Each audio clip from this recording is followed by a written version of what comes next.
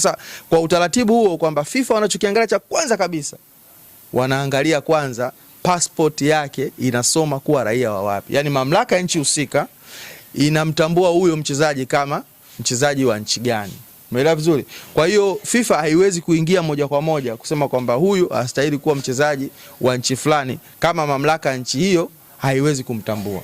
Kwa hiyo katika eneo hili la Damaro linakuja kufa kifo cha kawaida baada ya kuonekana kwamba mamlaka ya uhamiaji ya Tanzania inamtambua Damaro Kamara na kuweza kumpa passport ya Tanzania inayosoma uraia wa Tanzania. Kwa FIFA kijapo hawana sehemu zaidi ya kuweza kuendelea. Okay. FIFA wanaendelea mbele zaidi kwa kanuni zao kwa sababu kanuni zao ziliboreshwa mwaka 2020 kwamba ili mchezaji aweze kuwa na sifa ya kucheza timu ya taifa, ameomba uraia na akapata sifa ya kucheza timu ya taifa, inamaanisha kwamba katika nchi yake ambayo alikuwa akiishi mwanzoni, sawa, alikuwa akiitumikia mwanzoni, inatakiwa awe amecheza si zaidi ya mechi 3 timu ya taifa.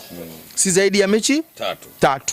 Akicheza zaidi ya mechi 3 hana sifa tena ya kuhamia nchi nyingine na kucheza timu ya taifa. Lakini pia asiwe mchezaji ambaye amecheza michuano mikubwa inayotambulika na FIFA ikiwemo kama World Cup, kombe la dunia au AFCON, michuano ya Afrika. Umeelewa vizuri? Hii michuano ambayo inatambulika na FIFA. Akitumikia timu katika mashindano hayo makubwa ya FIFA, anakosa sifa ya kwenda ya taifa lingine kwenda kutumikia timu ya taifa.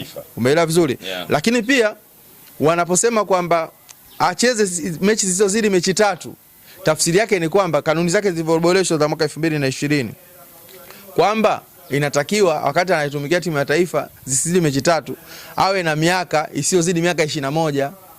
Akiwa juu ya miaka 21 akicheza mechi 3 na kuendelea anakosa sifa ya kwenda kutumikia taifa lingine.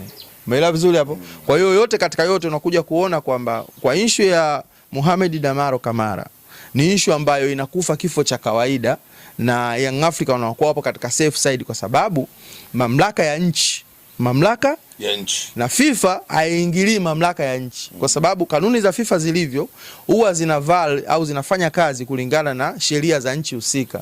Kuna kanuni ambayo inaweza ikatumika nchini Senegal, ikija Tanzania isitumike, ikienda Marekani isitumike, ikienda Madagascar ikatumika.